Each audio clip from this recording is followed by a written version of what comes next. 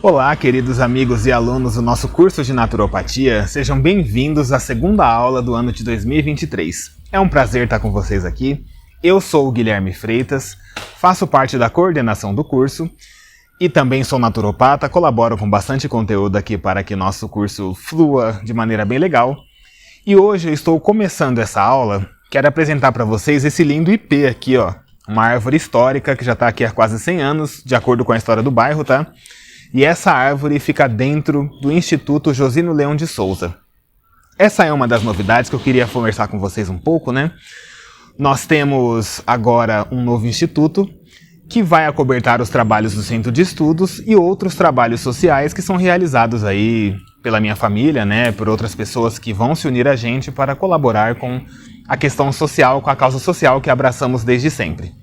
O Instituto Josino Leão de Souza, gente, ele nasceu do trabalho social que já é realizado pela minha família há mais de 40 anos.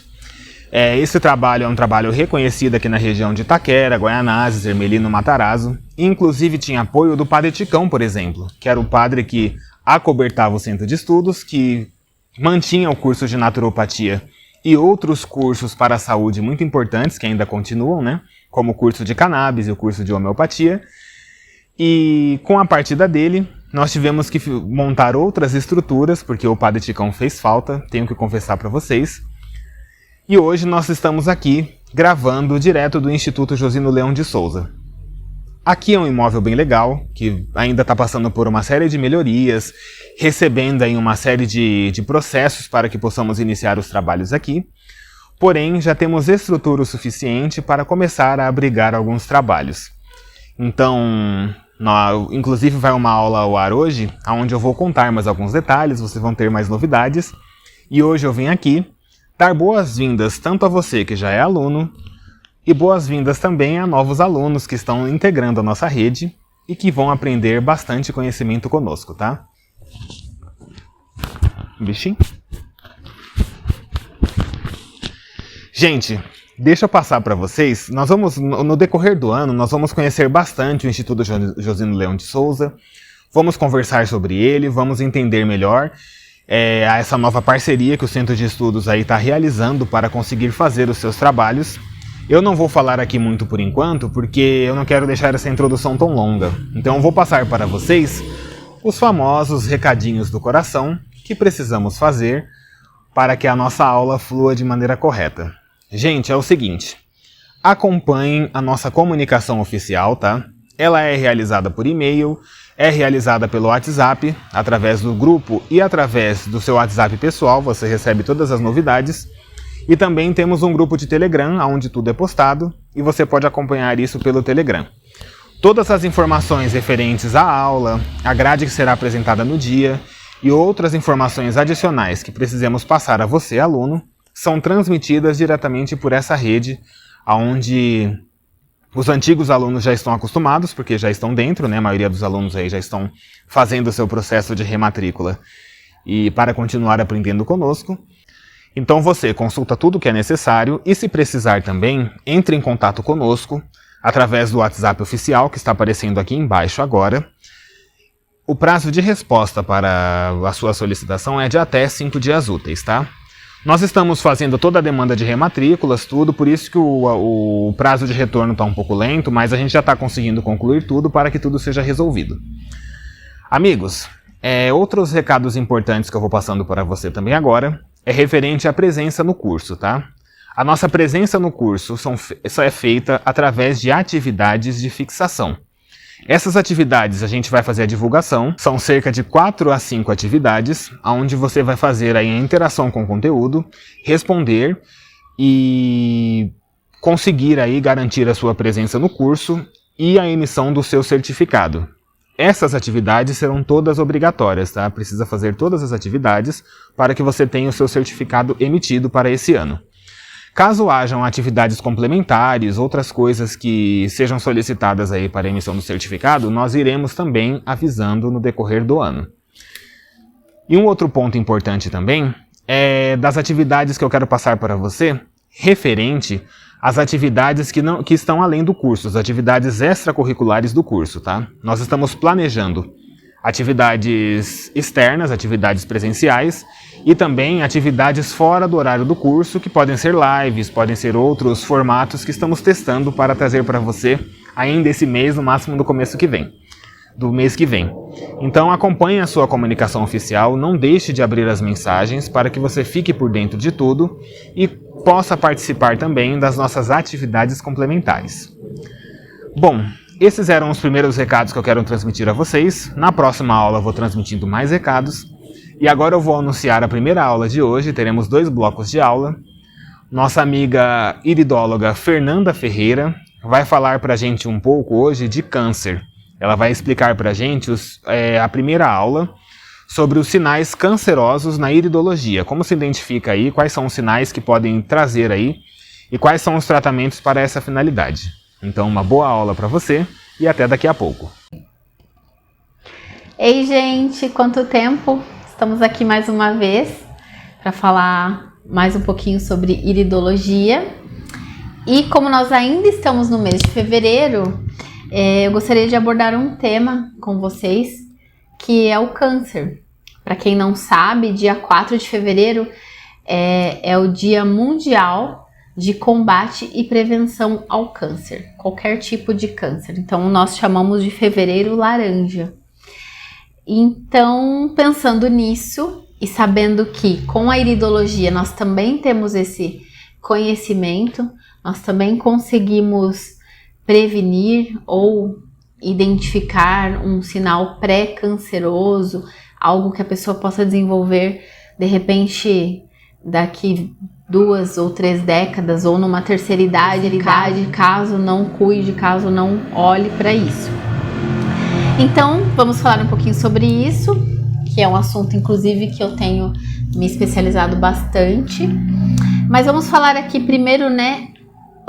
Bom, vou ler para vocês uma frase de Dr. Thomas Seyfried. Ele fala que o câncer é uma doença metabólica. Tem uma outra frase que diz que o câncer desencadeia uma disfunção mitocondrial, caracterizada pelo impedimento respiratório celular. Então, quando eu leio isso hoje, eu consigo até visualizar essas células, essas hemácias, né? Que é uma informação que a gente consegue ter através da microscopia, tá? Então, quer dizer que nossas células, elas precisam respirar, precisam muito oxigenar, tá?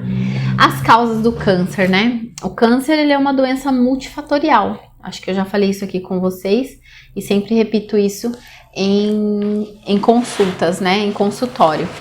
Então, nós temos aí várias causas, causas externas, causas internas. Então, sabemos que temos fatores externos, causas externas, né? Que são fatores ambientais, carcinógenos que estão dentro aí da parte de toxinas, metais pesados, agrotóxicos.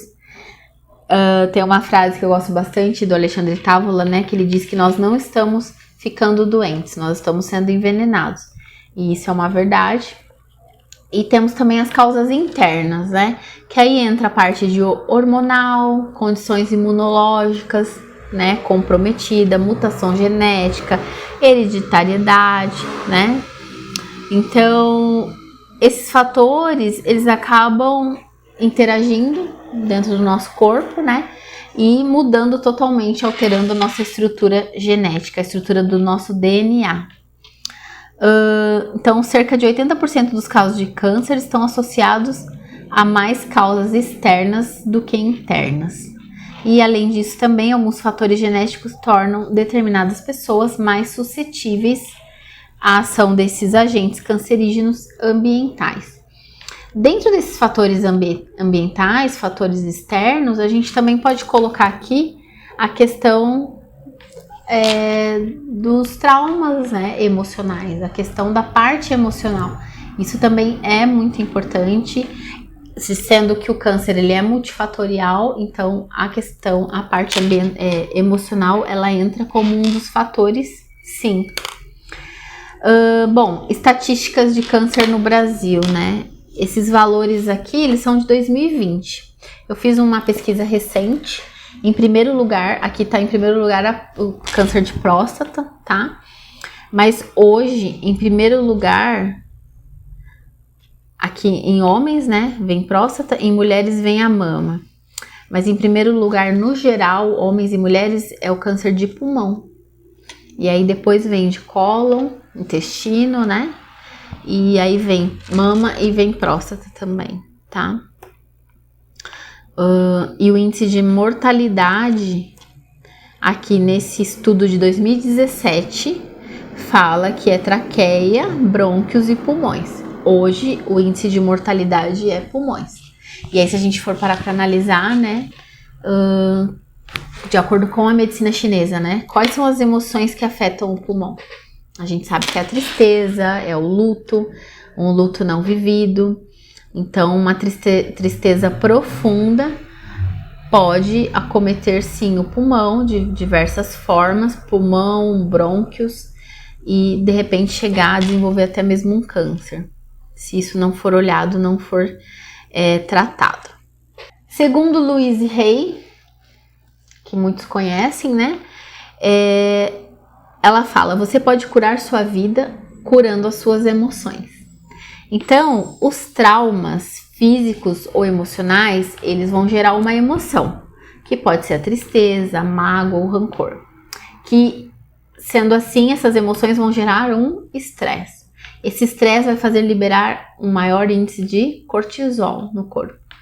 E aí, a partir daí, nós desenvolvemos um câncer, tá? Então, nós precisamos curar nossas emoções, principalmente. Sinais e sintomas de alerta que podem indicar um CA. Perda de peso inexplicável, cansaço ou fadiga extrema, suores noturnos, perda de apetite, dificuldade para engolir, dor, uma dor nova e persistente, dor óssea, tá? Enjoos e vômitos frequentes, alteração recente dos hábitos intestinais, então, ou uma constipação ou uma diarreia frequente, aumento dos linfonodos, febre recorrente e uma tosse crônica. E aí, dentro disso, nós temos 4 tipos de cânceres, tá? Temos o carcinoma, que é o tipo de câncer que afeta a pele, as membranas da mucosa, principalmente as glândulas. Temos o câncer que chama leucemia, que é o câncer de sangue, no sangue. Os sarcomas, que eles afetam os músculos, os tecidos conjuntivos e os ossos. E o lipossarcoma, que é um tumor maligno de tecido gorduroso que se desenvolve usualmente no abdômen. E aí, no caso, no abdômen pode ser um tumor benigno. Dentro dos tratamentos e das prevenções, nós temos diversas formas. Eu falo sempre que se a doença ela é multifatorial, então a forma de cura também tem que ser multifatorial, né? Então a gente tem que entrar com fitoterapia, a gente tem que entrar com uma dieta adequada, com mudança de hábitos, uma limpeza de terreno biológico. Isso é um dos fatores muito predominantes e importantes para poder tirar aí essas toxinas, desparasitação, e identificar aí as causas emocionais, trabalhar nesses gatilhos emocionais. Então, assim, são muitas as formas que a gente precisa recorrer também para tratar um câncer ou prevenir, tá? Inclusive aqui até comenta sobre o cipó de 1000 homens e a garra do diabo. São fitoterapias que eu costumo indicar bastante para pessoas que têm aí uma predisposição. O cipó de 1000 homens, inclusive, gente, só fazendo um parênteses aqui, ele é uma tintura que eu indico até para fazer uma compressa. Eu falo para pingar algumas gotinhas ali na tintura, além de tomar, fazer compressa com argila verde. Eu tenho um caso que ela até me mandou uma mensagem hoje de uma predisposição, né, a câncer. Ela tinha um bócio aqui na tireoide, um nódulo bem grande, e a gente tratou, e ela usa várias ferramentas, né, da terapia integrativa, da terapia biofísica. Ela usa um cartão frequenciado, ela usa frequências em gota para tomar, e ela usa cipó de 1000 homens como compressa, um emplasto. E hoje ela mandou mensagem que ele, além dele ter diminuído, ele estacionou, então não tá crescendo mais. Isso é muito bom. A gente fica muito feliz com esses resultados. Bom, e aí? E os sinais cancerosos na íris, né? Como que a gente vai saber? Como que a gente vai identificar? Quando a gente é um iridólogo e a gente tem a formação com todo esse conhecimento, né? É um assunto sério. Não é algo que eu possa olhar na íris de uma pessoa e dizer assim, olha, você vai ter um câncer, ou olha, você tem um câncer, né? Então a gente sempre trabalha com possibilidades. Então você pode vir a desenvolver um câncer. Então, dentro de todo o conhecimento que eu tenho hoje, toda essa bagagem, eu consigo dizer para a pessoa, olha, essas emoções, essa situação, esse gatilho, esse emocional, essa parte física, essa parte energética que tá te desregulando, que tá te prejudicando, e consigo falar para a pessoa, vamos cuidar, porque senão existe uma grande possibilidade. É algo assim que é assustador você saber disso, e ao mesmo tempo, com cautela, eu tenho que dizer, e eu digo também para as pessoas, olha, não se assuste, mas é uma informação importante e você tinha que saber, tá? Então, dentro do estudo, né, e de acordo com a nossa querida doutora Ellen Jensen, nora do Dr. Bernard Jensen, então um dos nossos mestres da iridologia, tá? Então ela diz que existem 3 perfis iridológicos que já têm uma predisposição ao câncer, tá? Então, um deles é um perfil que tem constituição pissórica. Então, é um perfil que tem muitas pissoras na íris, né? O que é pissora? São as manchas, que a gente já falou sobre isso em outro momento, né? Então, isso já é uma tendência patológica daquela pessoa. Ou seja, a pessoa tem uma íris que é uma íris pissórica, e eu já tenho essa predisposição, mais o que eu carrego, mais as minhas questões emocionais, meus traumas, meus conflitos, minha má alimentação, os maus hábitos, né, falta de atividade física. Então, essa minha predisposição ela vai aumentar, claro, tá? Como eu sou, como eu me comporto, como eu sinto, como eu penso, como eu falo, tudo isso é muito importante. Depois eu tenho uma outra constituição pissórica, tá? Depois eu tenho aqui dentro das íris azuis e verde, chama carbonitrogênica, tá? Então, são íris que tem ali uma predisposição a artrite, reumatismo, inflamações. Então, eu também tenho uma tendência. É uma predisposição emocional também, com uma maior suscetibilidade ao sofrimento, né? Uma pessoa, desculpa a expressão, mas uma pessoa mais dramática, mais carente, né? Aposto que vários pensaram e lembraram de algumas pessoas aí que tem as íris azul ou verde. Então, vai ter uma tendência aí, tá? São pessoas mais rígidas, né? Que tem uma postura mais rígida com a vida, tem dificuldade de perdoar o outro, perdoar a si mesmo, como se o mundo fosse cruel, né? Tipo, ninguém me ama. Então, é um tipo de íris que também pode desenvolver. Temos a íris com essa predisposição, chama cicótica, íris castanho claro, tá? A gente chama de tetânica biliar. Então, é uma íris que ela vai ter anéis de ansiedade, pode ter algumas pétalas aí, mas não é uma flor, uma íris flor. Tem ali um alto nível de acidez e níveis prováveis de cálcio. Indivíduo ansioso, contrações musculares fortes, grande agitação mental e ansiedade. Amigos, muito legal a sua orientação, né? Então, espero que vocês tenham aproveitado esse conteúdo. E agora eu vou dar uma aula para você de um tema que gera muitas dúvidas e também vai ser uma série de aulas, né? Porque não é possível falar tudo isso numa aula só. Nós vamos conversar um pouco de veganismo. Você tem dúvidas sobre veganismo? Quer aprender um pouco mais? Quer ajudar as pessoas veganas ao seu lado ou até mesmo se tornar vegano? Então vamos aprender esse conteúdo agora, que ele é muito interessante. E um bom fim de semana a você. e até hoje na interação do nosso grupo e domingo também para conversarmos aí do conteúdo que aprendemos nessa aula de hoje. Um grande abraço e um tchauzinho! Olá, queridos alunos do nosso curso de naturopatia, sejam bem-vindos a mais uma aula especial e olha, hoje eu estou me achando aqui, estou no nosso estúdio novo, sabia que agora temos um estúdio? Estamos começando aqui uma estrutura de estúdio, com todos os equipamentos, quer dizer, não todos ainda, com toda a estrutura, quer dizer, não com toda a estrutura ainda, tá? Estamos começando agora, mas esse estúdio aqui é um espaço legal, onde vamos poder conversar sobre diversas informações técnicas sem as interrupções cotidianas do barulho das nossas aulas, né?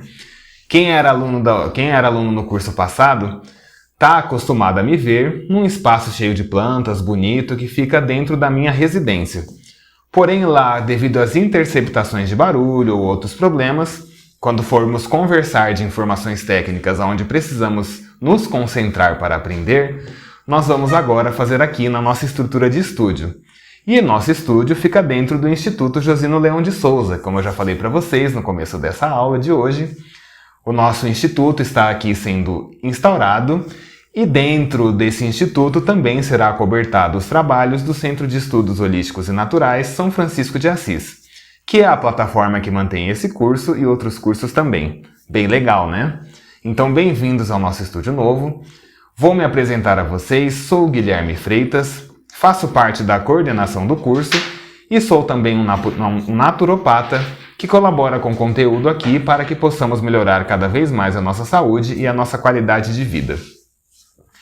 Hoje, gente, eu separei um tema especial, tá? Que eu já tinha prometido há algum tempo. Quem for aluno novo, bem-vindo. Vamos conversar hoje de um tema polêmico e que gera muitas dúvidas e o nome dele é veganismo. Você já ouviu falar em veganismo? Conhece alguém que é vegano? Tem dificuldade em entender como que funciona o processo de transição? Como é que é ser vegano? Tem curiosidade? Vamos conversar um pouco sobre isso nesse curso. E nessa primeira aula eu vou dar a você uma introdução do que é o veganismo na prática, tá? Por que eu trouxe essa aula aqui para vocês hoje? Porque justamente eu percebo que dentro do universo do veganismo, que até dentre alguns veganos existem muitas dúvidas no que diga respeito à causa originária da luta, que é da luta política do veganismo, né? Versus as questões de saúde. Então eu percebo que hoje as orientações estão muito conectadas aí diretamente, né? É óbvio que o veganismo também é muito importante para a nossa saúde, eu também entendo e vejo essa consideração para a nossa saúde. Mas vamos entender como isso funciona e qual é a influência do veganismo para o assunto da saúde, tá? Porque eu vou falar para vocês aqui hoje, já vou começar falando, a primeira informação sobre veganismo que nós vamos conversar agora é que o veganismo não tem uma finalidade direta e específica para tratar a saúde, tá? Nossa, Guilherme, mas que notícia impactante essa que você está me dando. Fique tranquilo, porque apesar do foco principal do veganismo não ser a saúde, ele também pode ser de muita serventia, de muita valia, para que nós melhoremos a nossa saúde e a nossa qualidade de vida. Gente, estou aqui com o meu computador vai me dar algumas colas por enquanto, então vamos começar essa conversa que vai ser bem interessante hoje, tá? O que é o veganismo, afinal de contas? O veganismo é uma filosofia de vida, tá? Inclusive eu resolvi aderir a essa filosofia de vida há 2 anos, sou vegano há 2 anos, né? O Igor também, que está nos filmando hoje, Igor, muito obrigado pela sua prestação de serviço, também é vegano há 2 anos. E isso nos possibilitou descobrir muita coisa. O que é o veganismo? O veganismo é uma filosofia de vida, tá? Que busca, dentro da medida do possível e do praticável, excluir da sua vida todo e qualquer exploração de origem animal. Estou dando aqui em resumo e vou começar a destrinchar agora, tá? Todas as formas de exploração e de crueldade que são de origem animal, nós buscamos excluir da nossa vida, tá? Ou seja, o veganismo ele não é uma dieta, o veganismo é uma filosofia de vida. Essa filosofia de vida interfere diretamente na nossa dieta. Por que a gente traz assim como foco principal da luta do veganismo a questão de crueldade e sofrimento animal? Porque hoje nós temos uma cadeia produtiva, onde o animal está diretamente interligado a essa cadeia, tá? Para que desde quando ele nasça, até quando ele vá ali para os seus bens de consumo, para a sua mesa, ou para onde você for utilizar, ele passa por uma constante grade de sofrimentos, tá? E esses sofrimentos, eles estão presentes do começo ao fim da vida dele. Então, quando ele começa ali um ciclo dentro dessa cadeia produtiva, ele nasce, ele se reproduz, ele cresce, até o momento do abate para ser utilizado, para a finalidade que ele for utilizado, existem uma série de sofrimentos que nós veganos não concordamos com isso e, portanto, nós boicotamos diretamente e não utilizamos nenhum produto que passe por essa cadeia. Bom, essa informação já é uma informação talvez um tanto quanto complicada de entender, tá? Então, nós vamos conversar bastante sobre isso agora. Eu vou tentar deixar esse assunto bem leve. Eu não quero que esse assunto fique chato para ninguém, tá? Muito pelo contrário. Eu estou aqui passando essa orientação para você como um compromisso que eu, o Igor, qualquer vegano e qualquer pessoa dentro dessa coordenação, vegana ou não, possui de compartilhar informações de qualidade que possam melhorar a sua vida. Então eu acredito que saber como esse processo funciona e entender e respeitar aí a nossa luta é muito importante para que todos nós consigamos melhorar juntos, né? Bom, como eu falei para você, como eu já estou te dizendo aqui sobre essa questão, o veganismo, ele tenta, dentro da medida do possível e do praticável, excluir todo e qualquer sofrimento de origem animal da nossa vida. Essa informação dentro do possível e do praticável precisa ficar muito bem esclarecida, porque nem sempre é possível, é praticável fazer essa exclusão da filosofia de vida do vegano, tudo, né? Justamente pela questão que, dentro da sociedade moderna que nós vivemos hoje, existem diversas interligações que se conectam entre si, que muitas vezes o vegano não consegue intervir naquilo. Então, muitas vezes, mesmo vegano, mesmo não aí fazendo consumo de nada de origem animal, fica difícil para o vegano não conseguir fazer aí o consumo de tudo. Então, a gente deixa claro isso, que é dentro do possível e dentro do praticável. Porque muitas vezes, por exemplo, eu tô com um mouse aqui na minha mão, né? Esse mouse preto aqui, esse computador preto, essa mesa, são itens que estão aqui nesse móvel, que eu os comprei, por exemplo, esses itens aqui, eu os comprei na época que eu não era vegano.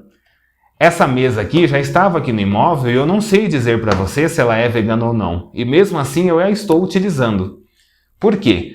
Porque fica difícil, com meu olho nu, ou eu sentado aqui, ou você na sua casa, saber se aqui nessa mesa, por exemplo, tem uma tinta de origem animal, se aqui nesse mouse tem algum produto, algum melhorador de desempenho, algum aditivo dentro desse plástico que seja de origem animal, ou até mesmo nesse computador, enfim, isso fica muito difícil. Apesar de essas informações estar cada vez mais claras no dia de hoje, né? Hoje em dia existe muita divulgação de material que favorece o veganismo e favorece o vegano em saber o que de fato ele está comprando ou não. Então, sabendo disso, por que precisa ficar bem claro para a gente que o veganismo não é só uma dieta? Porque o animal só não nasce e sofre lá naquela cadeia de produção por causa que ele vai servir para alimento. Muita da utilização daquele animal também vão para outras indústrias, como a indústria têxtil, a indústria de produção de móveis, a indústria de tintas. Outras indústrias captam recursos dos animais para utilizar na sua própria cadeia produtiva. Então não é só a alimentação que o vegano se preocupa, em si, em todos os produtos a qual podem conter aí sofrimento animal e que é possível evitar aí de todas as maneiras, tudo bem? Gente, antes de mais nada, vamos começar aqui falando um pouco para você, historicamente, o que é o veganismo, tá? O veganismo nasceu ali em torno de 1944 de um grupo de vegetarianos. Eu vou deixar uma pequena apostila explicando todos esses nomes, tudo. Eu não vou falar aqui em aula para isso não ficar cansativo, tá? Mas eu vou deixar aqui para você o nome de algumas pessoas, como por exemplo o Dr. William Lamb. O Dr. William Lamb foi uma figura fundamental na formulação dessa luta. Ele era um médico que era vegetariano estrito, até então nesse momento não existia assim esse termo vegano.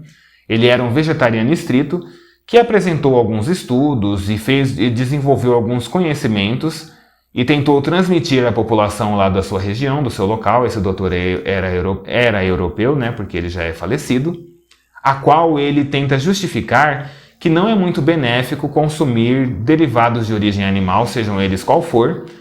E essa dieta, ela apresenta prejuízos relacionados a uma dieta 100% de origem vegetal. Então ele fez testes nele mesmo, ele formulou estudos na época que ele consumia derivados que não deveria, e depois formulou estudos com ele mesmo, consumindo uma dieta vegetariana estrita. E eu acho que o que inspirou ele a levar essa condição de luta para frente é o que eu acredito que muita gente sofra hoje.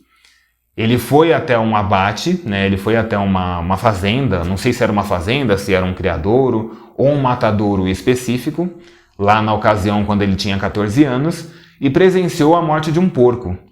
Quem já presenciou a morte de um porco como eu sabe o quanto é triste, né? O porco, ele sofre muito para morrer, ele chora, e ele apresenta assim uma série de comportamentos,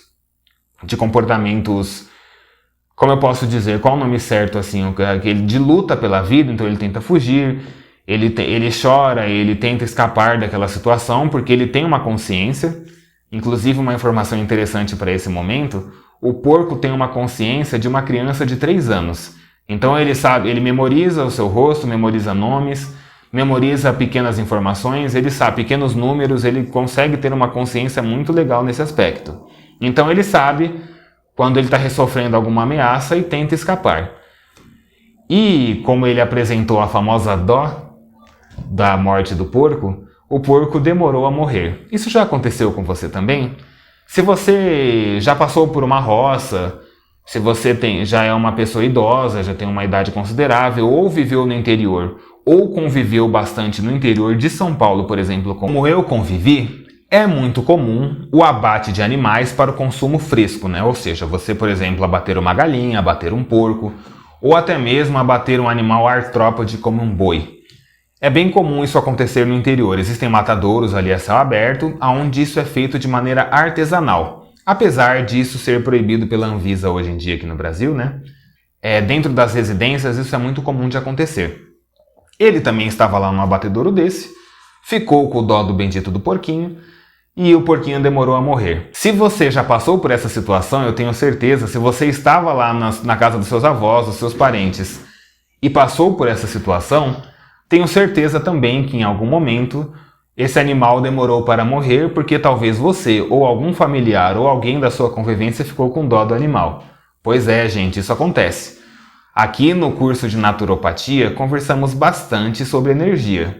E essas energias são trocadas lá na hora, são sentidas.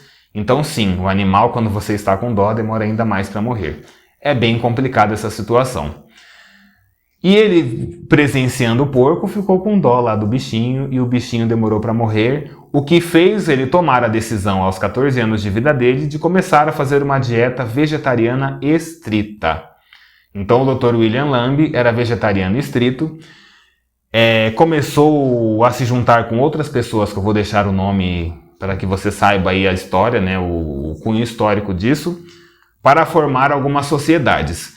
Essas sociedades lá na região da Europa foram evoluindo, elas conseguiram começar, por exemplo, a imprimir jornais, elas tinham jornais impressos, tinha a comunicação oficial, onde eles propagavam informações sobre o vegetarianismo estrito. E esse movimento começou a crescer em grandes proporções, até que foi fundada uma ONG chamada The Vegan Society. O que é a The Vegan Society? É uma ONG a qual acoberta ao trabalho do veganismo e cunha ele como ele deve ser, tá? Então a ONG formulou um motor de regras, que é isso que a gente conhece hoje, que tem como foco principal a libertação animal. Bom, estou falando agora um tema polêmico, né? Libertação animal, que também é um ponto que pode gerar até críticas passionais de pessoas por acreditar que esse motivo não é suficiente para se travar uma luta. Mas sim, é sim, gente, a gente vai conversar sobre isso nas próximas aulas, justamente porque, assim como nós temos direitos, os animais também têm, tá? Então, uma vez que esses animais têm essa infração de direitos e vivem nessa cadeia insustentável, é importante sim que essas lutas sejam travadas para a nossa qualidade de vida. Por quê? Porque quando a gente submete um animal a uma cadeia tão abusiva como essa, o animal ele também passa por essas dificuldades e essas dificuldades são transmitidas ambientalmente para a gente. Nós vamos conversar sobre isso também em breve. Então nós temos um problema de sustentabilidade muito grande. E essa questão da libertação animal começou a ser alcunhada pela The Vegan Society, foi crescendo e hoje eu vejo assim, através do Brasil e através de outros países, sejam eles desenvolvidos ou países subdesenvolvidos, que é o movimento que mais cresce no mundo. Muitas pessoas se interessam, muitas pessoas pesquisam, muito conteúdo vem sendo produzido na internet hoje sobre veganismo, isso daqui é mais um, e isso é muito importante. E o veganismo ele vai crescendo e chegando na casa das pessoas. E muitas pessoas recebem com dúvida, com curiosidade, muitas pessoas também recebem com rechaço, com desprezo, mas faz parte de toda a luta, né? É importante que a gente continue lutando para que esse movimento chegue a cada vez mais gente. Bom, se a The Vegan Society é a primeira organização social que trata a questão do veganismo, nós podemos falar também aqui no Brasil da Sociedade Vegetariana Brasileira. É uma sociedade criada também por diversas pessoas presentes do movimento, que são vegetarianos estritos e que também levam essa mensagem à frente para que dentro aqui do Brasil isso seja bastante divulgado. Inclusive, alguns produtos no supermercado hoje em dia, alguns produtos vendidos, já vêm com um selo vegano que é entregue pela Sociedade Vegetariana Brasileira. E fica mais fácil de você identificar, por exemplo, quando um produto é vegano, né? Isso é bem legal. Já estou trazendo algumas curiosidades aqui, justamente que eu estou falando para vocês, né? Para deixar o assunto leve, essa questão histórica ficar bem legal para a gente conversar e falar sobre ela.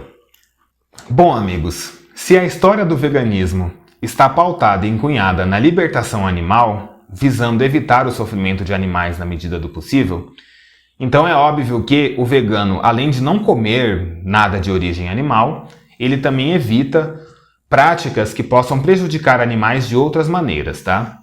Falando um pouco da dieta do vegano, a dieta do vegano é vegetariana estrita. Então, por isso que existe diferença. O veganismo não é uma dieta. Então, entendamos uma coisa aqui agora. O veganismo não é uma dieta. O veganismo solicita que o vegano ou a vegana consuma uma alimentação vegetariana estrita, tá? Ou seja, uma alimentação sem nada de origem animal. Faça uma alimentação 100% de origem vegetal. E não, gente, a gente não fica fraco, tá? Podem olhar para mim, eu tô corado, tô bem, tô falando aqui. Muito pelo contrário, a minha experiência com a alimentação vegetariana estrita diz que a minha saúde melhorou e melhorou bastante. Desde que você faça de maneira correta, com todos os acompanhamentos, funciona muito bem. Além da dieta vegetariana estrita, o vegano também tenta verificar outras questões que estão relacionadas a produtos de origem animal. Por exemplo, o vegano ele não usa bolsas de couro, ele não usa carteira de couro, apesar que a minha carteira também é de couro ainda. Porém, eu ganhei essa carteira antes de me tornar vegano, tá? Hoje, quem for me presentear com uma carteira já sabe que eu sou vegano, tem que me comprar uma carteira, por exemplo, que não tenha nada de origem animal, que não seja de couro. Mas o couro, por exemplo, ele está presente em muitas questões. As questões evitáveis para o vegano são essas questões de comprar o produto diretamente por ele. Agora, por exemplo, se o vegano for dirigir o carro de uma outra pessoa que tenha bancos de couro, aí nesse caso ele pode dirigir, porque o carro não é dele e ele precisa dirigir ali numa situação em que ele não tem a condição de dirigir um carro próprio. Também, um exemplo assim que pode parecer interessante, O vegano que queira, por exemplo, pintar as suas unhas lá, o vegano, a vegana, enfim, ele quer pintar as unhas dele. Ele vai observar se o esmalte de unha dele não tem nada de origem animal. Então ele vai comprar um esmalte de origem 100% de origem vegetal para ou ele pintar as unhas ou pedir a manicure dele ou dela fazer a pintura das unhas. Outra curiosidade também que gera muitas dúvidas, que essa daqui também, falando diretamente da libertação animal, é um exemplo que a gente pode utilizar aí do porquê que o vegano não anda a cavalo. Você já ouviu falar que veganos não andam a cavalo? Pois é, essa informação é verdadeira, tá? O cavalo, para servir aí de tração para uma carroça ou para servir de transporte para pessoas, ele também passa por alguns ciclos de sofrimento, tá? Existe uma série de questões que o cavalo precisa passar, por exemplo, a ferradura, a sela, alguns aparelhos que são instalados na boca do cavalo o machucam, né? Então por isso que a gente opta por não andar a cavalos. Porém, é aquilo que eu estou falando para você. Aqui numa cidade grande como eu estou em São Paulo, eu não ando a cavalo de jeito nenhum, nem nas regiões onde tenham outros meios de transporte. Agora, se você precisa, por exemplo, chegar lá numa aldeia indígena, precisa chegar num quilombo, precisa se locomover grandes distâncias em locais que não tenha nenhum outro meio de transporte e que você não tenha condição de fazer esse transporte a pé. Aí sim, dentro do possível e do praticável, você não pode evitar a exploração do cavalinho lá, por exemplo. Aí você tem que andar a cavalo da mesma forma. Eu estou trazendo essas dicas para vocês entenderem como funciona o veganismo, tá? O veganismo ele é muito adaptável dentro das grandes cidades, porém ele serve em qualquer região, tá? A gente abrindo as devidas exceções com justiça e com prudência, a gente consegue adaptar o veganismo a qualquer situação.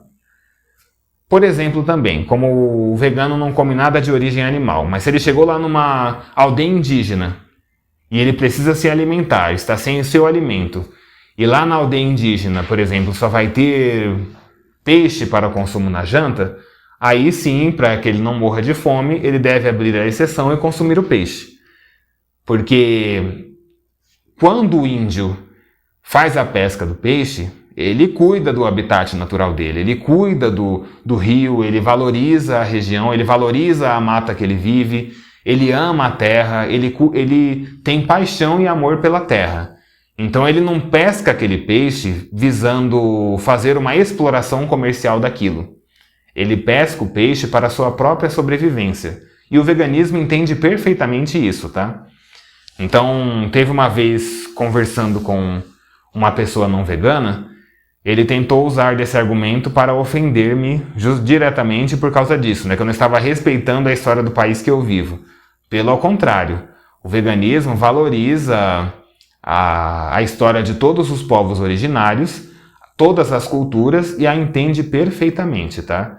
E nós veganos sabemos, através de materiais técnicos, de informações técnicas, que esses povos cuidam de tudo, tratam de tudo e utilizam da terra e dos benefícios dela, que no caso são os animais, para a sua própria sobrevivência. Isso é absolutamente respeitável dentro do veganismo, tá? Enfim, gente, essa conversa tá bem interessante, né? Já passei uma série de curiosidades para vocês. E o tema veganismo é um tema que traz, assim, bastante conhecimento, bastante coisa legal. Então eu vou separar, assim, eu vou continuar aqui dando essa aula introdutória para vocês e vou explicar uma série de conhecimentos a respeito do veganismo para vocês, para que vocês possam conversar e entender, apoiar os veganos que estão à sua volta e também, caso ache necessário, até considerar se tornar um, tá? Não existe limite de idade para se tornar vegano. Qualquer um pode, a hora de qualquer um pode chegar. E eu falando isso para você, pode ser também que você se sinta chamado.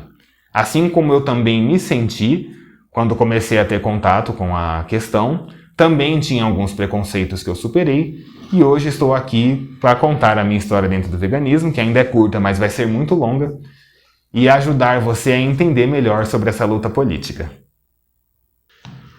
Bom, amigos, como eu estava conversando com vocês também, daqueles nomes, aquelas pessoas que começaram ali a se organizar em prol dessa causa, Eu vou deixar uma pequena apostila dessa primeira aula com essas informações básicas para que vocês saibam assim de maneira simples como que funciona, tá?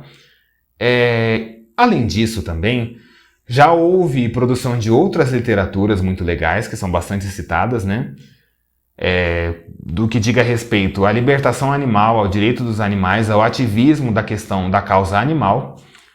E, inclusive, nós temos bastante ativistas aqui no Brasil, que nós vamos falar sobre eles no futuro, né? E qual que é a importância deles para que esse trabalho seja difundido. Mas é importante saber que tudo tem uma história, né? Então, por isso que eu estou começando contando um pouco da história para vocês, com uma certa curiosidade aqui, para que todos saibam aonde isso começou e que a gente possa entender de imediato, para a gente entender o que é o veganismo, que isso não é só uma dieta, como eu falei para vocês, né? Não é só você chegar aqui e falar para mim, Guilherme, o veganismo aqui não é só uma dieta.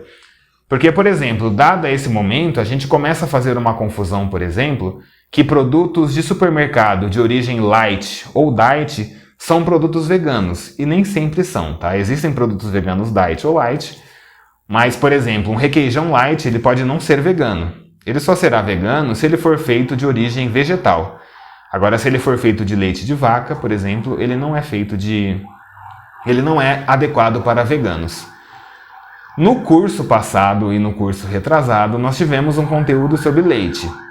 Esse conteúdo de leite vai sendo reformulado e entra em ação em todos os nossos cursos, tá? Porque, inclusive, eu decidi, bati o martelo para me tornar vegano em definitivo, quando eu descobri os malefícios que o leite causava para a saúde, que eu fui ler, que eu fui me debruçar, eu já li mais de 100 estudos diferentes, do começo ao fim, falando do leite de vaca, né? Então, eu entendendo isso, eu comecei a entender de fato a importância de eu me tornar vegano.